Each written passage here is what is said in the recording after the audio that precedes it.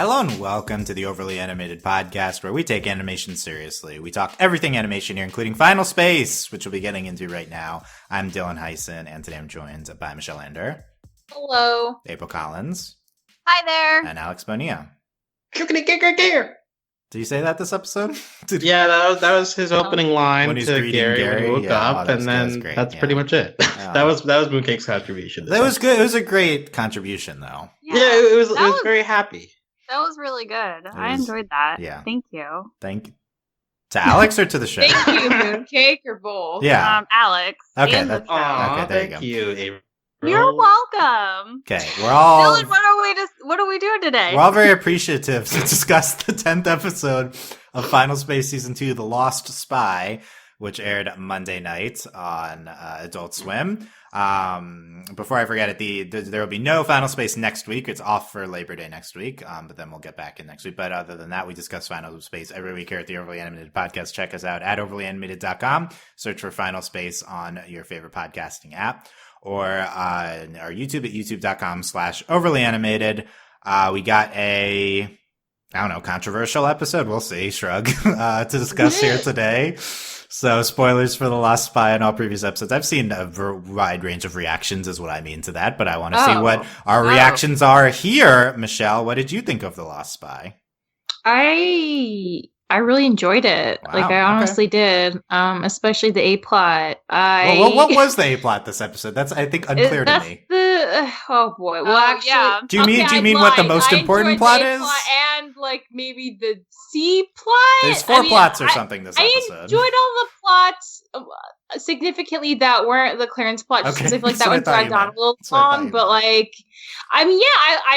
this is probably the most I've ever liked Gary ever. And the stuff with his mom was really interesting. I cannot believe Todd's back.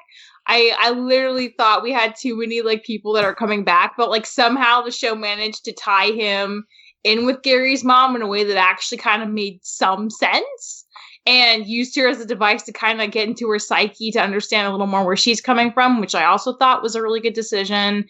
The stuff with little Kato was really nice because you'd think he'd have some feelings and consequences about shooting his dad, even if his mind was taken over and it wasn't we could argue it wasn't really avocado anymore. So that checked out.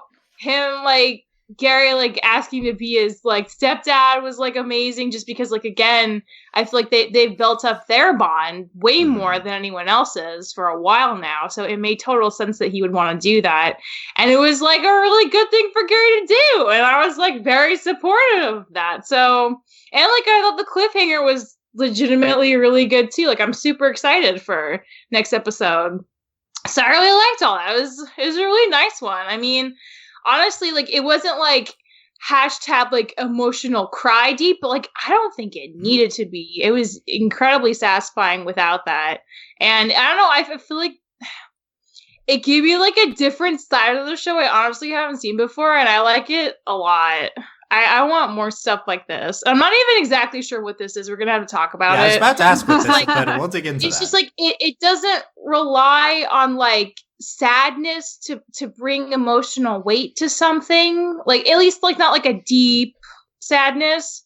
And I feel that's kind of more not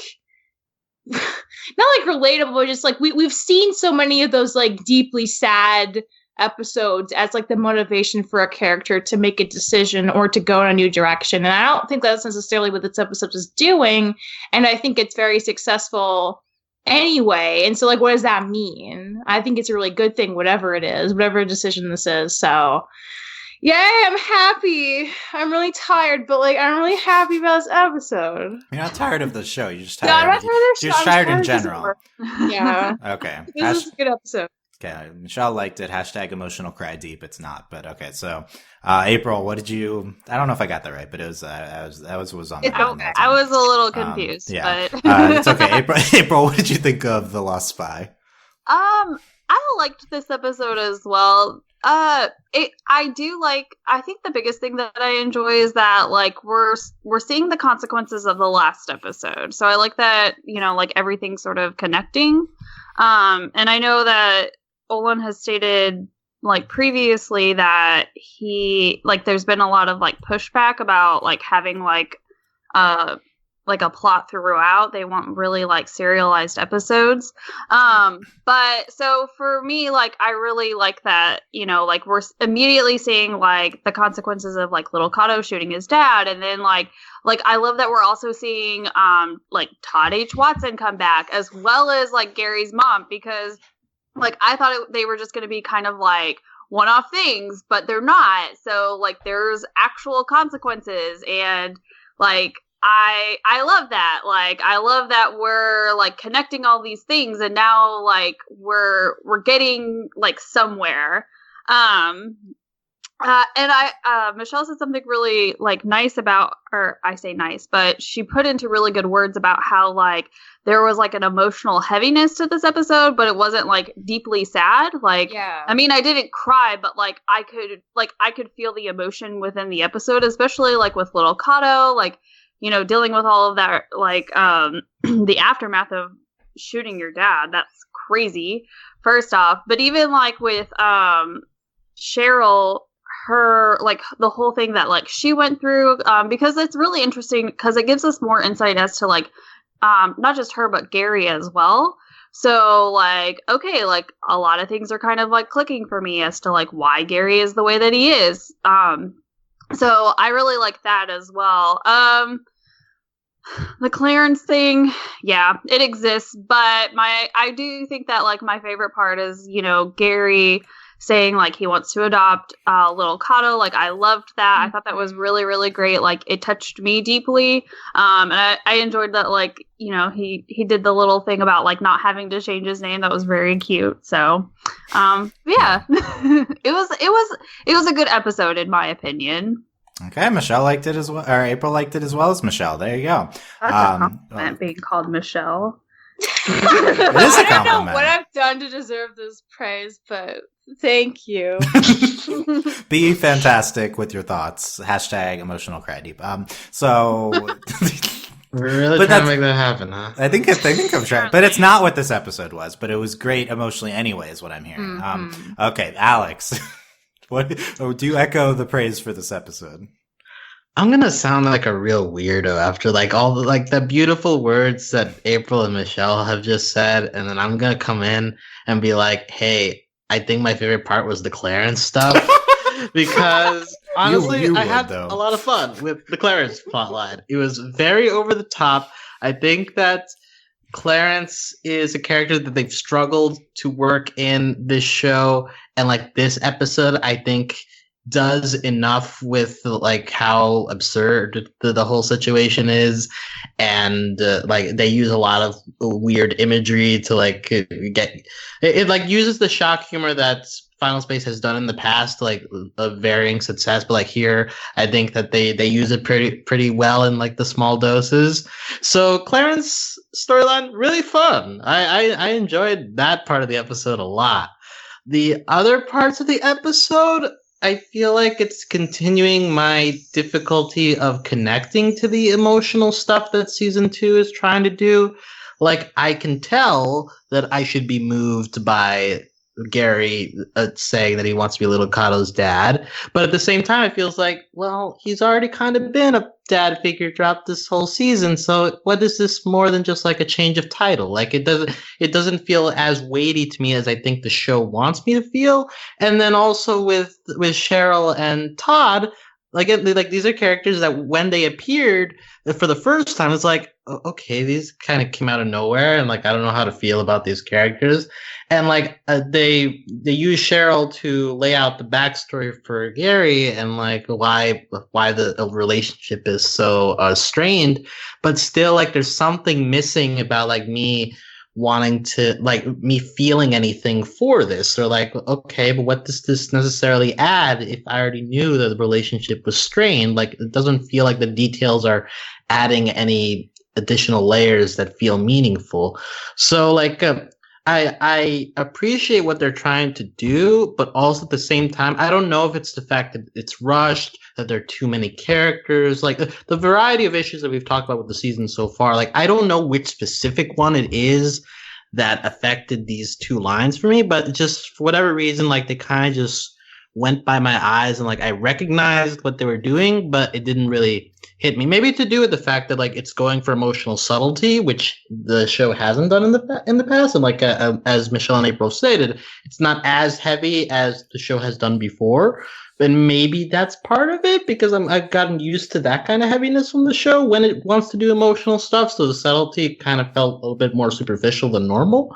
But yeah, so like I've said I've been feeling confused by several episodes over the past couple of podcast episodes, and like this is again like I just leave this episode kind of confused. Like, why am I not connecting to this as much as I did in the first season, or at least even in the beginning of this season? Like I felt like I connected to episodes a lot more than I have in recent episodes, and I can't really figure out why. Okay, well, we can dig into that. I think I was kind of wanting to do a general discussion on where the season is anyway, so I think we could get into that type of thing when we talk about the season. I also have feelings kind of about what is and isn't working this season. I enjoyed this episode. It seems like Olin's like, oh, this is one of the worst of the season. I don't know. I think this is a good episode. Why? Well, we'll talk about it. It's because this is more production interference, he says, than other ones. But I thought this episode was very funny. That's my main reaction to it. I think there's a lot of like, it feels different than April and Michelle. It's talked a lot about the emotions of the episode. My primary reaction was I laughed a lot this episode. So I thought it was really funny. I will say the second time I watched it, I like definitely didn't laugh as much, which always happens because like, you know what the jokes are already. But, maybe it was more of a one-time type of humor. But I think it's kind of consistently very silly. There's a lot of gags that work. I think specifically the dude that needs his hand stabbed. Yes. That was very funny. I think the Clarence stuff was moderately funny. Yeah, honestly. And then I don't know. There's other humor throughout as well. The opening scene I think is really funny and strong too. The gag with Fox in particular, I was laughing a lot at in the beginning. The plot stuff we're doing with Cheryl and Todd, I like really appreciated that we're digging into that. I don't think any of it was particularly deep or too particularly interesting. I kind of liked that we were doing it. It felt really weird in contrast with the Clarence plot. It makes a lot of more sense hearing that Olin basically said they originally didn't want the Clarence plotline in this episode and were forced to add it. Really? Yeah. Oh, wow. So okay, that makes this episode make a lot more sense because otherwise I'm like, my initial reaction was like, what was that? We have kind of the A plot is, I feel like that we spend the most time with the Clarence plotline, or it's like this really zany humor plotline, and then we have a very plot heavy thing with Todd and Cheryl, and then this emotion heavy thing with Little Cato, and I'm like, what is this episode? It's so weird. Yeah. I will say that reading that statement from Olin, like, definitely put the show into perspective for me. Like, I'm really glad that I read that before because I felt like then I was able to form like a better opinion about the episode because I felt just like you did, Dylan. I was super confused, and then like once I read that, I rewatched the episode and I was like, okay, everything makes sense now. Like, here we are. It really makes a lot more sense. So what I'm referring to is briefly, like, yeah, because like I don't know what this is. Yeah, so what I'm referring to is Olin on Reddit. Pretty frankly commented about someone was like, this show is frustrating me, and Olin's like, you should be frustrated at the network. The Clarence plotline we're forced to do that. Also, in general we're forced to do most Clarence stuff this season. TBS wants American Dad, but we're fighting to make something very different, he says. It's very, very honest statements from him. He said like the beginning of the season was heavily due to production interference. He said the not production, network interference. The network didn't want episode 4, my favorite of the season. Like he loves that one. He said they didn't want that at all. He said, but also he says that, they had almost no notes on the finale. The finale they're finishing up now. It turned out great. So like there's also great stuff in there. But, he's basically saying like, they want like an American Dad Simpsons type show, and he wants to do a very plot heavy show, and what we're seeing is kind of the result. It's very interesting to read this kind of thing. But I mean, I know like TBS doesn't have a lot of animated shows, and TBS's MO from like the vagueness that I'm aware of them, they do seem to be very comedy focused, so that doesn't entirely surprise me. It also surprised me that Owen's being this frank, though. Is he still with them? Yeah, they're finishing up production now. Okay. Final Space has not yet been renewed for a third season. We were discussing this on Discord yesterday. Owen also is like pitching around a new show. So it's really? Okay. But I think he intends to work on that and Final Space at the same time. We were talking about this. You could read pessimism for Final Space's future because he's being so open and potentially antagonistic against the network. I don't think he's intentionally being antagonistic. I think he's just being the same open he's been before, but he's just reflecting his current frustrations. Like, I don't think Olin means badly when he says this. I think he's just being honest. Like, and this is just his version of being honest. That's true, but it's certain. We're just like, we're just not. It's a different level of honesty. You have to admit. It's just very like not you're used to people being cagey and not like wanting to go against people you work for. But I don't know. I certainly appreciate this. I do think it's like at least having an effect in terms of it makes a lot more things make sense to his fans. He wants his fans to like to not be confused about what's going on. I think he's doing this all in service of people who support him. I think that's great. But no, I think he's just being honest in case anyone's listening. I don't think he's being like he's mean to anyone. I still think kind of the show's going to get renewed. It's doing very well in the ratings, and I think that's ultimately what matters. Is it? I mean, that is ultimately what matters the most. But then again, I don't know. I'm just the person with a job, but I don't know. I guess you're like they won't like that thing type of thing. Yeah.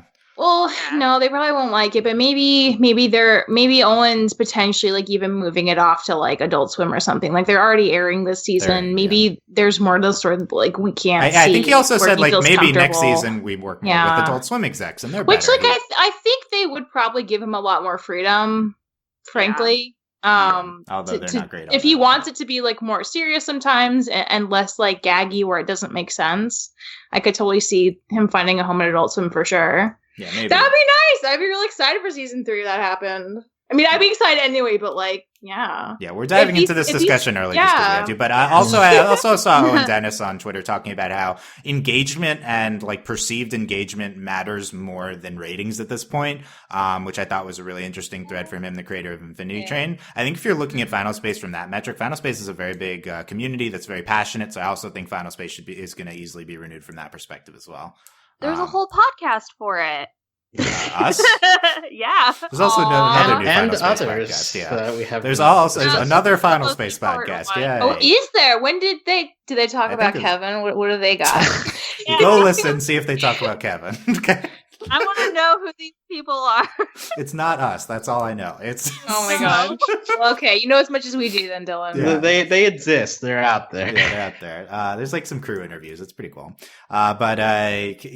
Yeah. So that's been interesting, and it's not like this is like big events. It's just like Olin just commenting on stuff like normal. But I thought that helped this explain this episode a lot better. Also, this season. Let's push that off a little bit. Talk about the episode before we get into the season. But. Yeah, like, can I just say specifically to this episode, I mean, I get that maybe he didn't want the Clarence stuff, but at the same time, I kind of get the desire to, like, have some lightness in, like, this very plot-heavy stretch of episodes, and so, like, at least to me, the Clarence plotline in this felt like a good breather as opportunity in terms of like how heavy the past couple of episodes have been. And it's like, oh yeah, Final Space can be all out funny when it wants to be. And so because that's a part of what season 1 I appreciated, that like it blended seriousness, but it also like sprinkled comedy throughout. And so, like, now it's gotten a bit more imbalanced, I feel, where it's like you got plot-heavy lines and comedy-focused lines, and it's like it doesn't feel like they're blending as well. But if we gotta have one that are totally plot, then I'm also fine having one that's totally comedic. And so that's part of why I enjoyed it, because like it felt like, I know usually like the sandwiching feels kind of awkward, but at least in this episode, it felt kind of like refreshing when we got back to Clarence. Yeah, and just because Olin didn't originally want this Clarence plotline in the episode does not mean you can't like it or it isn't good, because of course once it's in there, they're going to try their hardest to execute it really well. Exactly. Yeah. So like it still gets written and worked on by so many people, and they try to make it their best. And I think they succeeded in making this an enjoyable plotline. I think this is one of the best Clarence plotlines of the season for sure. Like I think it's like way too long, but it's also like pretty zany and silly in like a way that it doesn't really feel like the show sometimes, but like it does feel maybe more Rick and Morty-y. But it's you had Fred Armisen voicing this weird queen, like very obviously sounding like him. Like I don't know, like it was this very strange plot line. I was more engaged with this than I had been by previous Clarence stuff. I'll say that for sure. Yeah, Michelle, where you said I think you weren't as high on the Clarence stuff.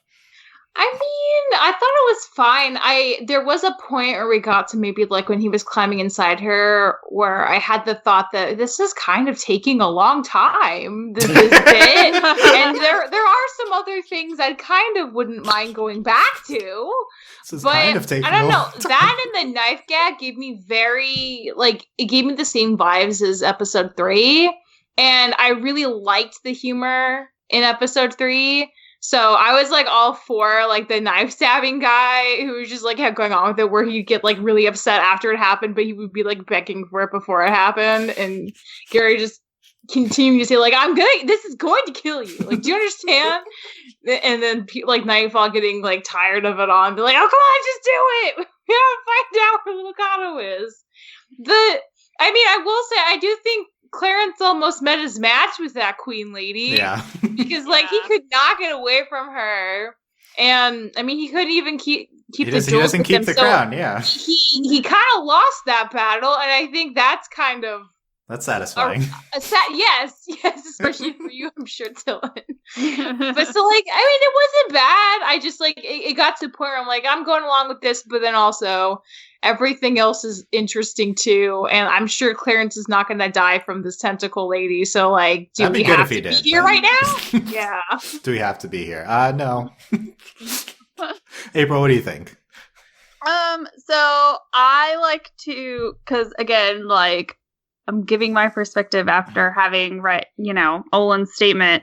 So I like to think of the Clarence thing as like its own separate episode because there was so much time spent on it. There was like a huge chunk of time.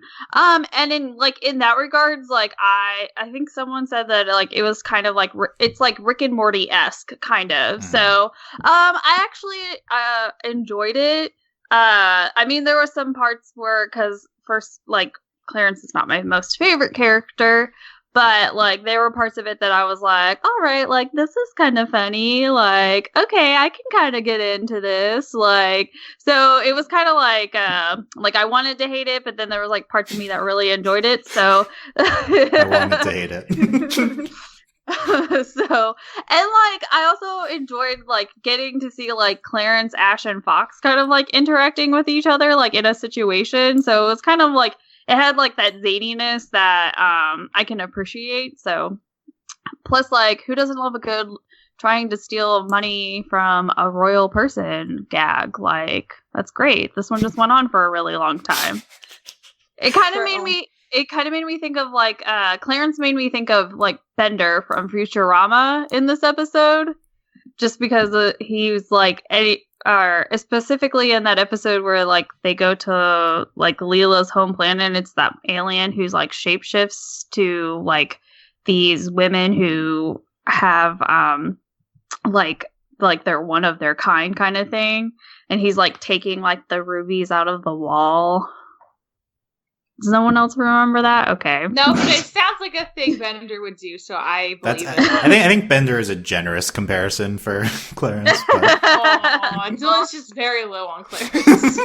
I mean, they're both horny, right? So that's something. That's one thing. Yeah, I mean, like Clarence Clarence didn't complain about the fact that he had to like hook up with this queen multiple times. It seemed like he was done with it after. He was like all the day's work. I don't know, like, there's more exhaustion than anything. No, he literally tries to kill himself at one point after. So wait, did he win? Yeah. But because he pulled out the poison. He's going to take the. It was very quick, but he's trying to sell up the poison capsule. Yeah. Okay, I guess he was really tired. Yeah, look, no being in the universe has the stamina to keep up with that. The queen does, apparently. Yeah, the queen does. Well, besides her. One thing April mentioned, I really liked Fox and Ash in this plotline too. Yes, I like Fox a lot, you guys. I think he's really funny. He is really funny. Fox freaking out over stepmommy being killed, and Ash being like, "We have probably have like 5 minutes to get out of here." You know, like it's like I thought that was, but then instantly she turns onto Fox's side. This is the way we're pulling off this grift. I thought that was just a really funny sequence. That was Alex. Any other highlights from the Clarence spotline? You're a fan of it? Well, the image that I'd use to represent why this part I liked is when Clarence is inside the monster's womb and he sees the hole open and he's literally been given birth to. Yeah, he's being birthed and then he gets like spit out and then like all the coins come out of her holes. It's another miracle. I've lost track of how many. Yeah, assistant helps a lot with this, and then like Clarence is pretending to be a baby, like goo goo gaga, while like picking up the money. So ridiculous. So like it's all ridiculous. The imagery is very like weird, like like just from the inside of a monster's vagina. Like, sure, why not? And so that felt like a good culmination, along with like all the jokes to like build up to it too. Like also just like Clarence shooting other suitors with poison darts is pretty good, and him trying to sneak out in his underwear and meeting Kevin in the fountain, like that was like a random thing. So just lots of Clarence stuff, but like I liked how it ended, and I think that it's right that the key to Clarence being good is that he needs to be embarrassed, because that's he kind deserves of it. Yeah, right. So that makes it feel good when we focus time on Clarence. As long as he like ends up like getting taken down a peg, it's all good. So I think that's the key going forward. That's fair. It's a good analysis. Yeah. Just embarrass Clarence, please. I like other parts. I like appetizers, and I also like and Queen. Are you cool with this rando? As like Good line. At least they knew it was going on. Yeah, they're we understand this situation, and we're okay with it. It's fine. Can I just say with regards to Fox though, like in the Clarence line, I think he's fine, like his overreactions. But like it reminded me at the very beginning of the episode when like Gary is like getting everybody together, and Fox has this whole thing with like the winking and like I'll bring him back dead or alive, and like that joke. I feel like I've seen it like 5 times already in like different shows and movies. So it's like I'm sure that the execution was fine, but like it's such a tired joke for me that it's like, oh, Fox, do we need to keep doing this? Please stop. So I just want to point out that joke I did not like. Okay, well that's fair that it's been done before, but that was one of the times I laughed the most at the episode. I think the execution was really good. Like I'm okay with doing something for the 5th time. I certainly agree it's been done before. If it's like really well done, I think that's the key. This also had like some oomph onto it. Like it kept going, I think in a good way. But if you didn't like it, I could see how that would be bad. And he's like, stop the winking. Do not kill little Gato. That almost ended up badly. Like, I don't know. Again, that could be in the 5 other gags with this, but, also it's just strong because I feel like Fox has been strong, like others have said. Yeah. So I don't know. I like that moment from Fox too. And it's nice to see him doing more things. Yeah. Kind of. He still didn't do that much, but he's doing things, and that's all that matters. Doing some things, yeah.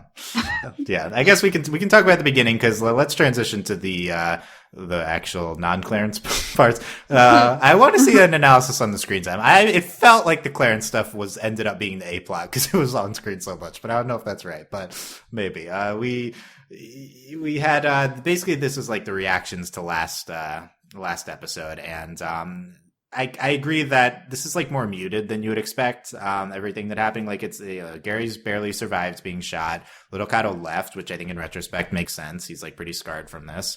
But everything is like, it's kind of impactful, but it's also definitely ramping down from last week. we get this message from Little Kato, and he says, don't come after me. And then we get the second message, which I thought was pretty funny. And, then they're going after Little Kato, but they're already at the planet. We also during this, we, get Ash was, planning on taking Gary's heart if he died. And that's the thing. She's got a Continues collection. to be creepy. I kind of like it though. Take his big thumper. Yeah. Yeah, it's big thumper. Like, That's the Michelle way of saying heart, I feel like. That's the Why that? It's like, oh, heart. Yeah, I guess that is a big thumper. Okay. Michelle, are you Ash? I don't know. Secretly. I see it. If Ash likes Kevin, like maybe, I don't know. Yeah, I don't know if we don't know how Ash feels about Kevin. That's a character relationship we haven't. Okay, I feel like we had a good Hugh moment here. He's like, I tried my hardest. I tried to stop. I reached my hand out, but he walked past. And he complains. He says something like, what's good? What's like, the point of a body? Yeah. I'm like, yeah, that's a good point, Hugh. It doesn't seem to be any use to you this season. Yeah, Were you a fan of Hugh that, is Alex? struggling to earn the respect. He's doing what he can, but continues to be trampled and stomped I feel on. like at least he was kind of in on the joke here. So he gets Clarence and Ash and Fox. He saves Three people. are. I feel like Yeah. this joke at least Yeah. is Hugh. He was like, I tried, but you know. So I feel like it's also like the melodramaticness of Hugh being like the butt of everything. But I feel like Hugh was like the joke plays is like, oh, I tried my hardest, but it was too much, you know, like. But- Yeah, it seemed like Gary reacted as if he was like unimpressed by it, and he was like, "Come on, man." Yeah, I think that also. I feel like that just worked in Hugh's voice. I don't know. We'll continue to see what Hugh is doing here. But what else we? I think that was good from the opening. There's a lot of like comedic stuff in this opening. We've said this season has struggled with openings sometimes, randomly inserting certain devices. I think this was an opening that played off of the last episode, led us into the plot of this episode, and had a lot of good humor along the way. I think a very strong scene. Yeah, I agree. Yeah. Okay. So then we go to Galang 22. So in general, this is like a medieval planet. I really like from this show doing this. This to me feels like the ice planet. Like do different types of space planet. Like this, it's like totally like a Rick and Morty episode. If they just go to the planet that happens to be medieval, but also it's just like, just show things like all the weird aliens except in like medieval garb. Like I feel like the setting really worked here. Yeah. It especially worked for Clarence's plot line. Yeah, well, that was, I guess, the impetus for it. I don't know. Also, at some point, we have this gag of Gary saying, "Little Kato, he's a boy. He's my friend. He's my boyfriend." Oh no, not not that. But Well, he says that's a different story. That's a different story. And then he just walks away. So, different story. Has Gary had a boyfriend? I mean, by Gary? It. I could see it. By Gary, let's do it. What if Gary's the queer character? I want that. Oh my god! I don't care, Gary. That's something I don't need. I mean, like, you just don't want it because Gary.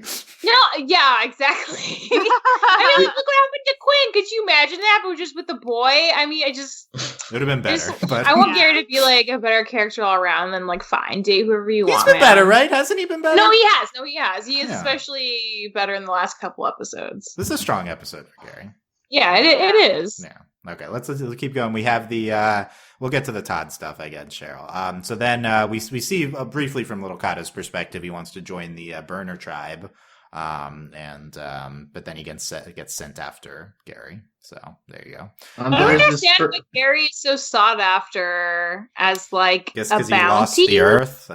Maybe that's why. Maybe because like he's responsible for Lord Commander disappearing, and he was a big deal. He was in the thick of it. Yeah. He's also responsible for the Earth going away. Yeah, what are the other?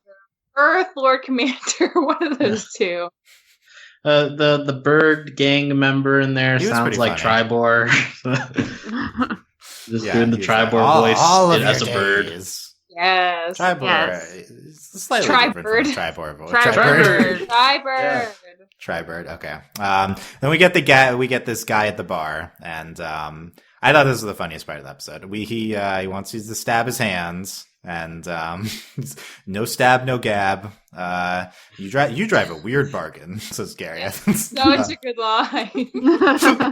Dylan, I'm surprised you like found this as humorous as you said that Really? you did. Because Well, so I don't. So, You said you hated morbid humor. That's why you didn't Yes. like the third episode. And I literally Okay. like literally when I was watching the episode, like I turned to my husband and I was like, Dylan is not going to like That's this what scene. I oh, thought. dang it! I feel so How do honored. you know? And I was like, I just know these things. Okay, so I Explain. so stabbing is not the dying is the issue, and he does die at the end, which I was iffy on.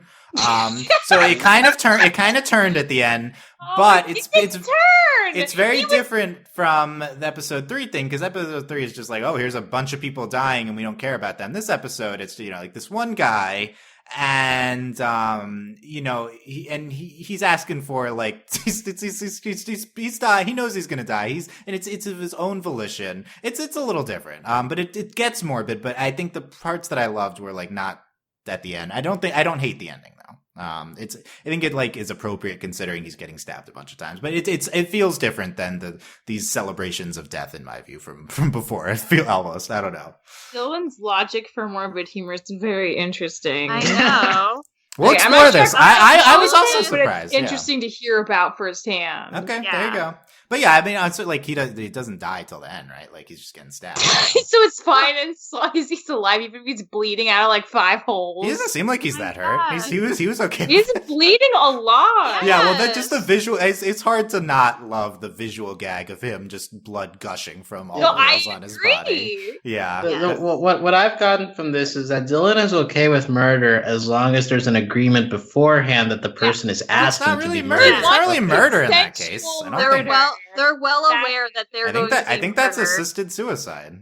Yeah, Hmm. I guess it is. Oh, that's a bigger topic. Hold That's on. it. That's a whole other topic. Let's dive into that. Let's dive into that. Yeah, exactly. No, it was just very well executed. Yeah, and the just the visual aspect of it's very strong. And then I stab my other hand and stab me in the neck. Oh, and then there's the gag of it. It's just falling in that guy's drink. Oh, he Yeah, just drank yeah. it. He just that's that. I feel like I loved that in season 1 of just letting Olin like riff on like commentary of like him play by playing things happening. Like I feel like that happened a few times in season 1. We haven't done it nearly enough this season. Like that's a really strong Agreed. theme aspect from Olin. Yeah, I don't know. I feel like this episode, as much as like it was like weird on all around, it tapped into a lot of humor. I don't know. Maybe it was like slightly missing this season, like this type of thing. The Clarence stuff, although you know different and zany and too long, was also just like I feel like it like went all in, maybe in a way we hadn't before. I don't know. Yeah, I feel like it's one of the stronger comedic episodes this season. I will say with the stabby guy, like what that reminded me of at first was that gag from a couple of episodes ago where I think it's like some moles in a cave and they just keep saying sup sup sup like over and over again, and like it feels like this season is relying a bit more. And the same with like the thoughts joke at the beginning of this episode where like it keeps extending. It's like, okay, I get what you're saying. Like it just keeps going and going.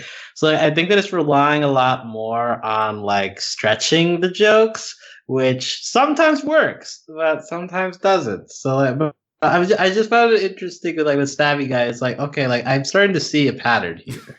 That's a good point. It's. I also think the Fox gag was like that. Like, it can be really strong if something's funny and then it keeps going, but also if you're not into it, it's just too long, right? Like, so, I think that I could see similarities, with that. But yeah, I think in the Stabby Guy's case, I didn't expect it to go that long and I was loving it, like, every step of the way. And then at the end, it's like, and he's dead, so there you go. Part of it's also that like Gary gets to be the straight man during both those things, and that's like that's a fun place to see Gary, because Gary can be really goofy and silly and extra himself. He's very good at that. But seeing him be the one who's trying to stop the craziness is a side of Gary that I think is like kind of appealing in juxtaposition also. So that's part of why the jokes works for me. Yeah, I think Gary's a good straight man. I think he kind of consistently is in the show, but sometimes they lean into it a lot more, and I think it was successful here for sure. Yeah, so there's the stabby guy. It's Stabby guy. we get with that the standoff with the bounty hunters and reconciliation of Gary and Little Cato, and I think the big thing he says, "I'll adopt you," and then the bounty hunters get really into it, and I'm your rental dad until your actual dad gets back. And then Aww. I mean, you don't have to change your name to Little Goodspeed. Yeah, I thought that was a good line. Yeah. Plays on the absurdness of Little Kato, but The most I've liked Gary the whole show. Yeah, why? Because he's sincere and it's believable, and he's coming from a place of actually being worried about someone who's not him, and I buy it for once. It's a lot of growth We've had there. so many episodes to lend credence to that he would actually feel this way. Mhm. And it's just really good. I mean, he spends the whole episode just like being concerned about little Kato and going after him, and we've seen him do that at least like 2 or 3 times before. This is just the culmination of that. And I feel like him offering to be a stepdad is like the culmination of everything he's been with little Kato since he met him. So it's just like, it's a good progression of their character stuff, and it's just like, it's a really nice like positive. Whereas, like, a lot of things have gone wrong in the show, which is, like, you know, that's entertaining and that gives you stakes. But, like, it's nice to have this little win in the middle of all that crazy, like, downerness, too. So, like, I'm here for it. I'll take it for sure. It's nice that it's so sweet. Yeah. Yeah. That's it. And yeah, you're right. It's like, this is a culmination of, or, you know, it doesn't necessarily have to be a huge moment. It's at least just playing on Gary's growth as a person, and also this bond with little Kato that's especially been developed this season. And that's been such a strong aspect of the season. Little Kato's character and little Kato and Gary. Yeah, it's a really good moment. And then we get a group hug. Like, wow, it's so sincere. And then Kevin's like trying to find his place. He goes right on top. It's like, yeah, Kevin, there you go. Yeah. Did you were you offended that Kevin wasn't initially included in the group hug, Michelle? No, I wasn't offended. I like understand that Kevin's not everyone's favorite, but he still made it into the hug, and that's what matters. Would you be offended if I told you the screenshot for this podcast is going to be the group hug, but Why would you before do that? Kevin comes in? Oh, you put it in there. No, it's because it's a wide shot. It doesn't look as. There's one really good shot when it's like tight on the 4 of them without Kevin. No, just crop the shot. You gotta get Kevin in that. Can I hug. Photoshop Kevin in? Okay, yeah, that's fine. You can Photoshop. I'm not going to do that. Just stick him in the corner. Aw. Maybe I'll do it. I don't think so, but okay, yeah. I thought that's so sweet. Yeah, I love group hugs in shows. Like, let's more hugging. It's great.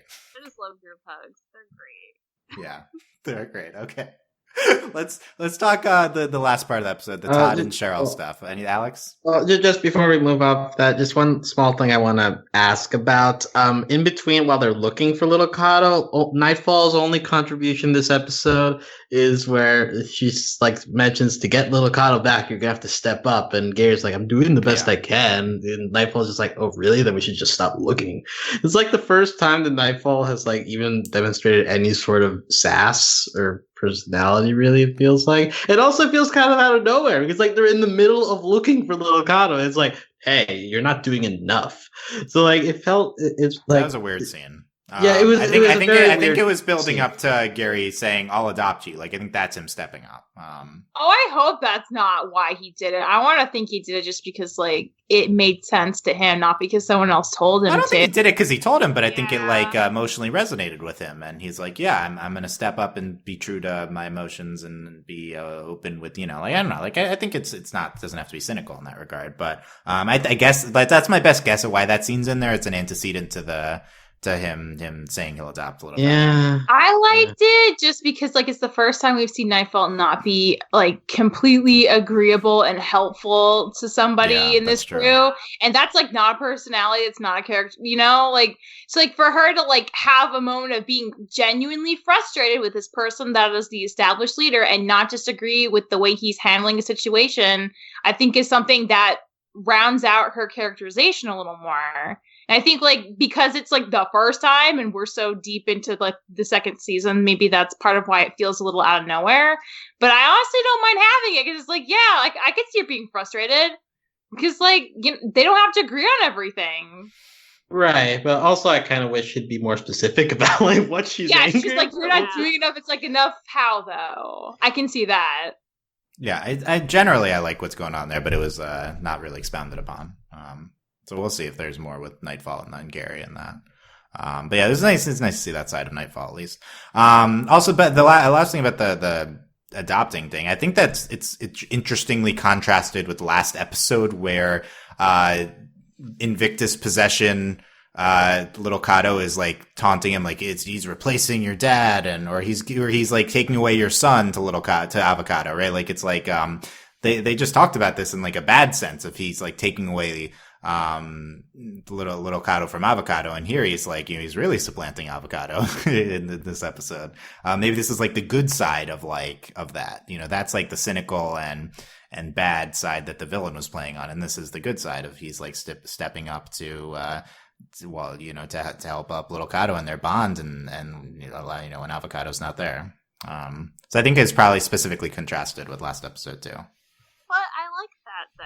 And also, and maybe that's not what they were trying to do, but it also kind of gives you like a sense of like, okay, they've almost kind of like given up on like Avocado like rejoining the group, kind of. So yeah, like little Kato shot him. We don't really know if he's dead or not, and if he's alive, then he's still going to be possessed by Invictus, or we can only assume so. So like, and I guess it wasn't really made clear if like we could hear what like Avocado was hearing from Invictus. Like, did Gary hear it, or were we just hearing it too? So, but I think what effect did it have on them? If any? Yeah. So like, I think that's like it says kind of a lot to me, but that's just me. I like to find deeper meaning in things. No, I think it's like intended by these two episodes being next to each other, and also I think it's going to be something talked about probably more in the last 3 episodes if we bring Avocado back, which I assume we will. Possessed Avocado.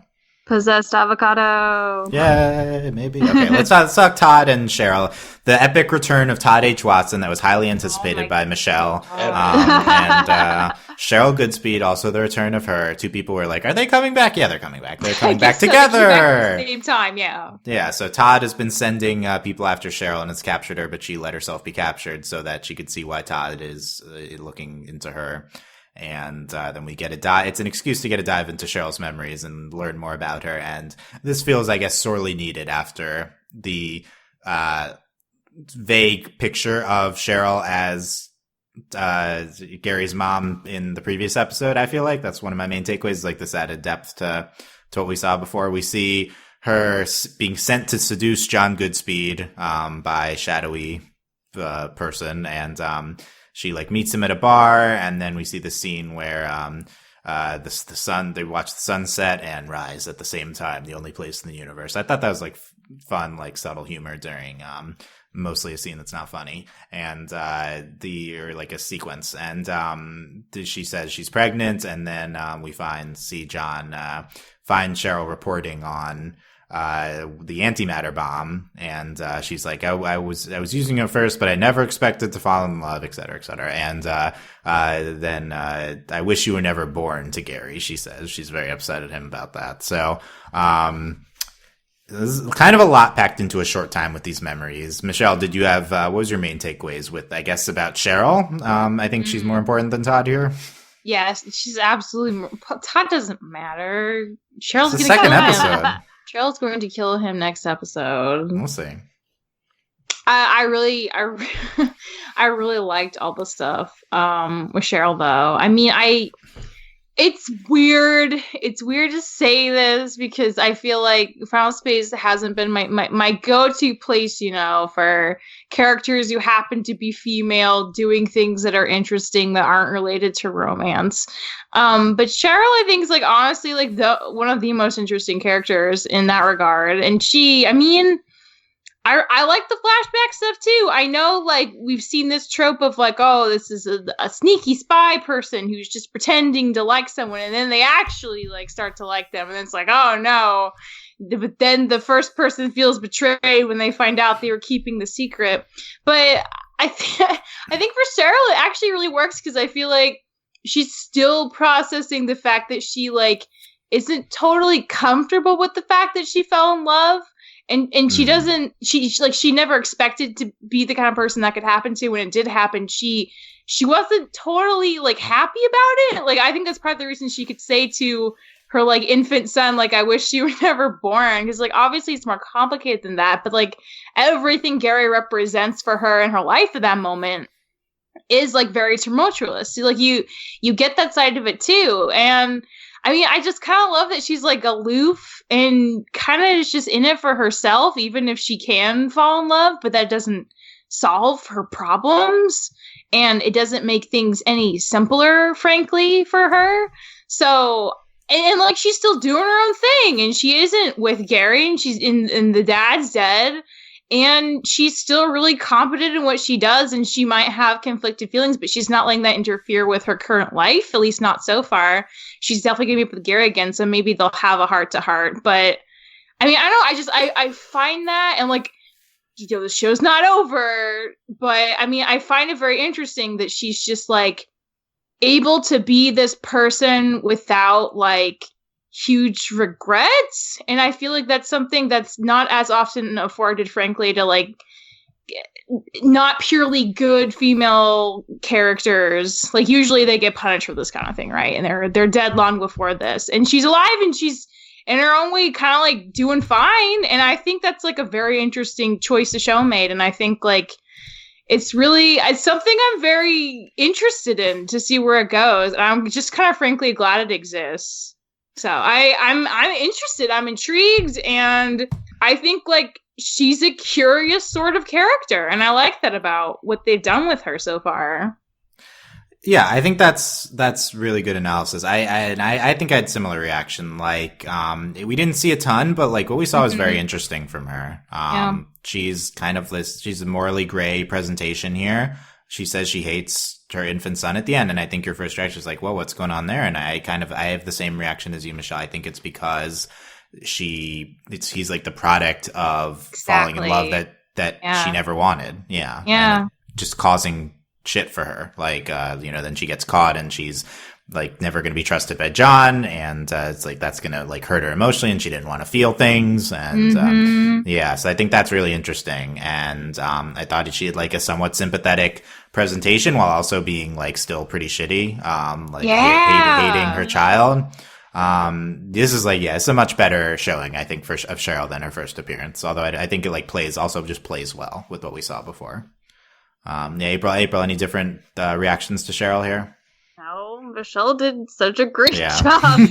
I live for this kind of shit, man. I'm really happy we have Cheryl. It's just a relief. Yeah, well, and I think that's the other thing too, is that like I'm just really glad that she's become an interesting character, because like her first portrayal was not like interesting. I just remember being like super frustrated. Like I think I remember like blaming myself for those frustrations too, because I was just like, whatever, I don't understand mother-child relationships or what, that kind of thing, like all of that bullshit. But so I think that this is I agree with Dylan, like this is such a much better like representation, and like just knowing like kind of her backstory, even though it is like tropey, is interesting. And like the fact that she's like joining up with like Todd H. Watson is kind of like I mean, he's not like my most favorite character, but like it's just it's gonna be good, hopefully. The Todd and Cheryl partnership. It's going to be good. Yeah. Todd and Cheryl. Is that a ship? The new Definitely dream not. team. Definitely not. No. They're a lot of Todd. A lot of Todd hatred not here. in love. Partners in crime, but not in love. Wow, Yes. that's deep. Yeah. Alex, you also thumbs up on Cheryl here.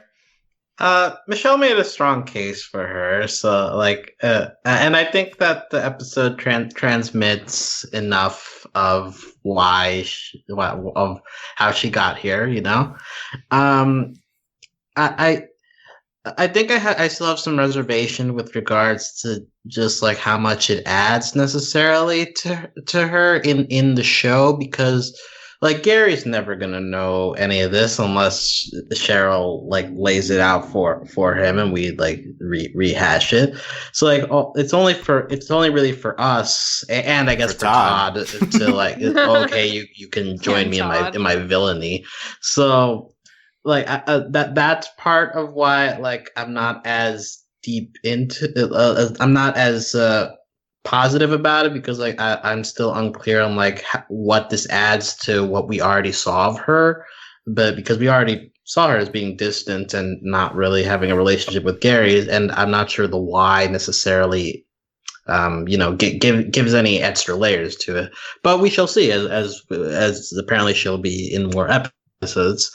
I do want to comment that I actually enjoyed Todd's interjections throughout these memories, like especially when they're like in the car and Todd is just like, "I'm in a freaking rom-com here." It's like that was a good line. Yeah, it's like Todd's frustrations were a good balancing of the heavy stuff they were attempting in that plot line. So good for them. Also, like Todd at the end is like, I have no idea what dimensional keys are, but sure.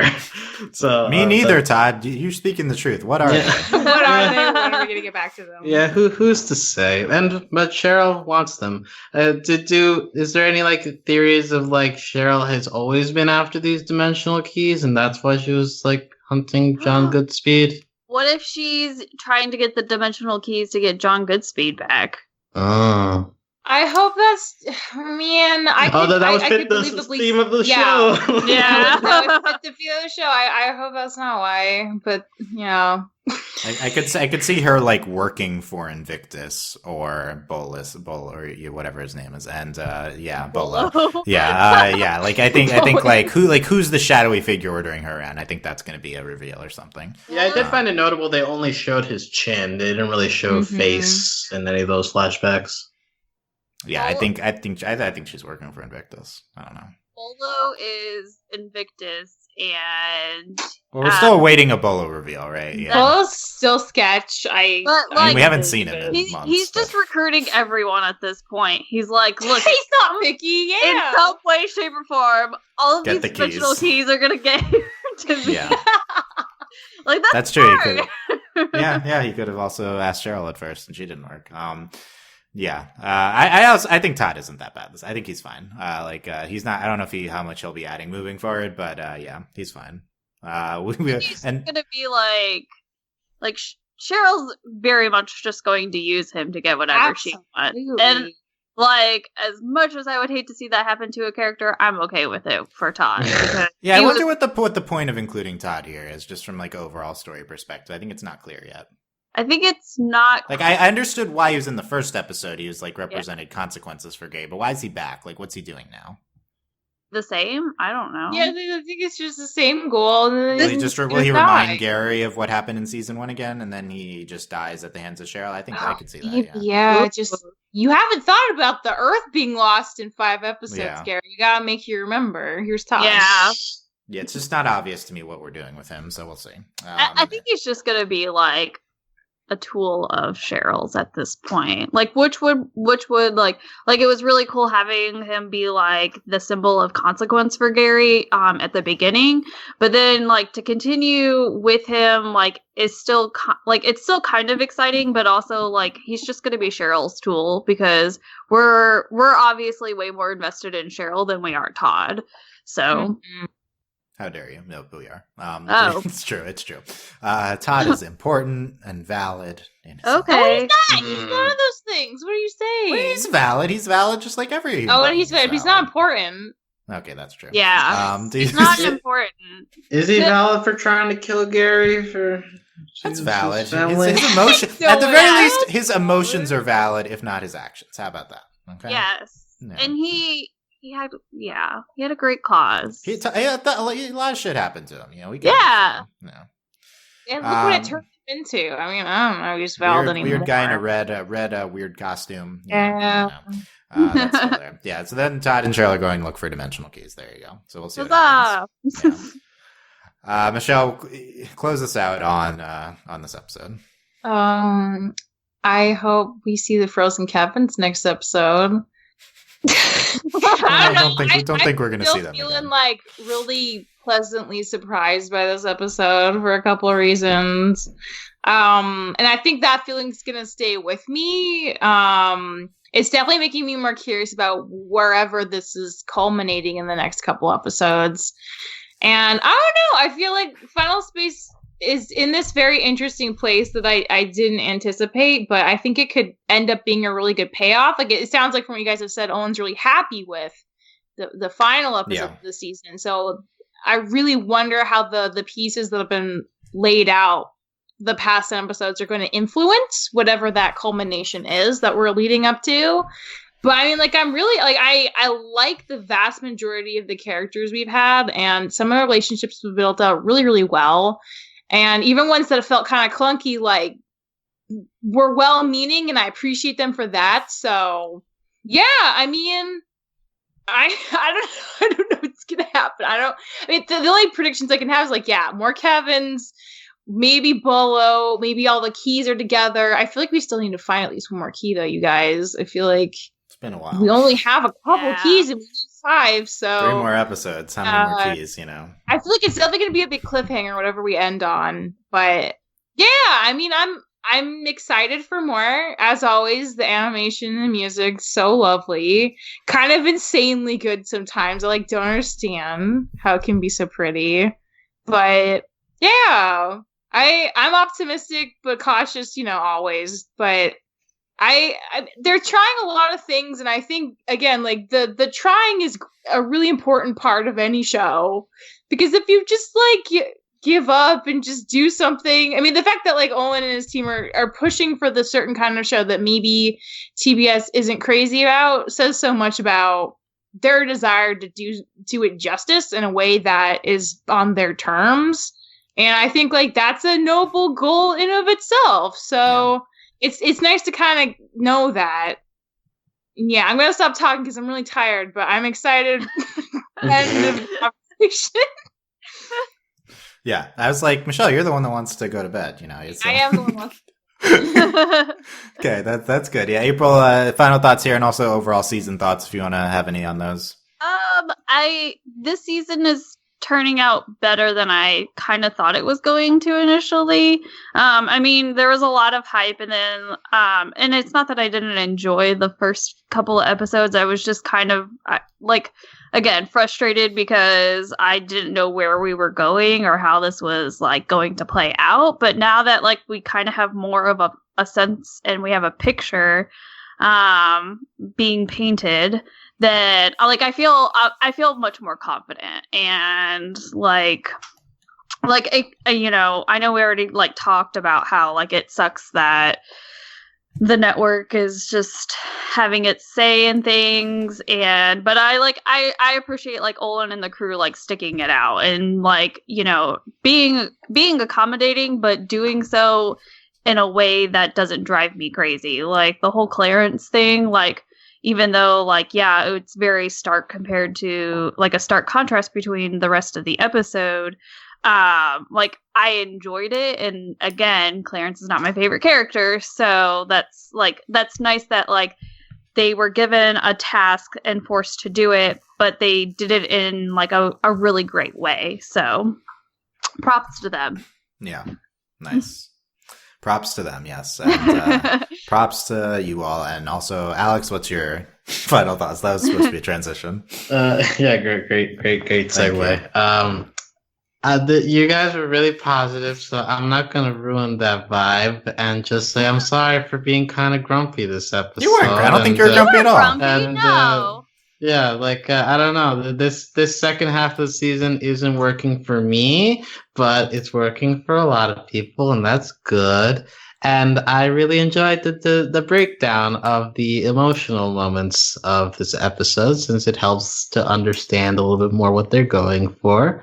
So yeah, just Final Space, interesting show to watch, and I'll just. Hopefully, Hugh gets something to do. That's my final thoughts. Yes, Hugh gets something to do. Yeah, I mean, so like while I am positive on the episode, maybe I'll be a downer too. I think like this, my overall season thoughts are that a lot of the season's just not working for me. In from an overall perspective, I feel like the episodes are good, and I don't think we've even had like a bad episode. But I just overall, I mean, what is this season? Like, I feel like it's been a lot of different things. I think Olin's comments clarify a lot to me that. Just feels like we're all over the place. Sometimes feels like a Rick and Morty show. Sometimes feels like we're trying to do a straight drama, but at the same time, the plot never advances past the episode. You know, like we just reveal new information and it changes the scope of the show. Like I think we did it again here with Cheryl and with Todd, but it's slightly better because it's playing off something from before. You know, sometimes we're character focused, but also there's a ton of characters. Yeah, I don't know. It's to a certain extent, I feel like the season so far, we'll see how I'm interested to see how it wraps up because I feel like so far it's like less than the sum of its parts, like the season. Like, looking at it from an overall perspective, I'm less impressed than like this episode was good, but just like, you know, in the context of the season, okay. I feel like season 1 was a much better whole for me so far. Like season 1, at least like felt like we're on this journey and it is start and end and is like a journey. Like this season does not feel like a cohesive journey to me. It's got like a framing device, which is supposed to tie everything together, which we barely use. And, there's just, it makes sense that there's a lot of outside influences trying to shape the season in different directions because, that's exactly, it just feels like it's pulling in a lot of different directions. And I mean, I honestly I think that's the kind of thing where your mileage is going to vary. Cause I will agree, Dylan, the first season had like a very specific plot goal. And it really only focused on Gary and Quinn to the extent that she related to Gary, but it was mostly like the Gary show. This one, I think this season's trying to juggle a lot more like, well, let's like look into different characters and how that relates to their past and how that kind of relates to other characters, but it's not super, these episodes aren't tied together necessarily in a very plot directional way. And I think that's like a really big main difference. But I think for me, like, again, because like I'm less about plot, more about characters. Like I'm willing to get all crazy with characters and go on these windy paths that may eventually lead somewhere with the plot. Because like I feel personally that I'm gonna be more invested in that plot if I'm already interested in these characters because they've presented me with things that make sense and are compelling and I care about. So I think like personally, like I'm much more a fan of aspects of this season than a lot of first season overall, but that's mostly based on character stuff. Yeah, and I think that's fair, and I totally think your mileage may vary on what you prefer. I will say the Little Cato, as I've been praising all season, and Little Cato and Gary's relationship, and how it's now tying in the avocado, at least emotionally, that's been extremely strong. That's the one thing that's working throughout the season for me, for sure, is Little Cato's character and Little Cato and Gary's relationship. I wish that also transferred over to a lot of other aspects of the show. Maybe that's enough, but like it's going to depend a lot on how the season ends. So, you know, we'll see. Yeah. We'll Who knows? By the end of the season, I could hate it. So hate it or love it. Yeah. Yeah. It could, I mean, honestly, like it could go like, I feel really like good right now, but I mean, honestly, that could change within the next episode. So there was episodes of like Rick and Morty where I would watch them and I was just like, I hate this episode. I hate this show. I don't want to watch this anymore. Like, I mean, and I feel like, you know, like, but like it's going to be different for everyone. So everyone's like viewing experience is not going to be the same. So yeah, for me, the difference between this and Rick and Morty is this is like trying for a much more serialized plot than Rick and Morty is, and so it's like season perspective overall is going to matter. Although we analyze that a lot with Rick and Morty too. Yeah, I don't know. We just came off of the Young Justice finale, which we just had a podcast on, where like the finale was like so good that it reshaped the season for me. And, really? Like, I just love the season. Really? So like, yeah, go listen to that podcast some more. So like finales can influence things a lot. I mean, I've always been highest on Young Justice among all the podcast people, but yeah, it's like strong finale can do a lot for a season. So I'm definitely hoping for that from season 2. Even though I'm like down on the season overall from like a cohesion perspective. Again, I think the episodes have been good. So I think there's been a lot here, and this was another good episode despite, you know, structural struggles and influences. I still think they pulled off like an enjoyable, funny episode. I think that's great. And we will see what's to come next with Final Space in 2 weeks. No Labor Day episode. I think Olin said he might try to do a stream or something, so I guess look at Twitter for that. No rest for Olin. He's gonna work. Really seems like he works too much. Like, I mean, maybe he likes. I think he enjoys. He's one of those people that yeah. But we'll be back. What do we have a name? The setup next episode. So that's a big enough episode title we can say it. Are we setting up the ending of the season? I think so. Or maybe it's a setup and she's gonna kill Todd. I mean, Or maybe it's a setup and she kills little Kato. Oh no! It was a setup and Kevin was the true he might the true hero all along. The true villain. Let me say the B plot that's listed on the description, just because these have been really wrong before. But Hugh and Mooncake have a day out for themselves. Oh my god! Get them on their Alex is like, remember episode 3 when we were promised this whole thing? Yeah. Wow, Dylan, you're a mind reader. You're beautiful. Thank you.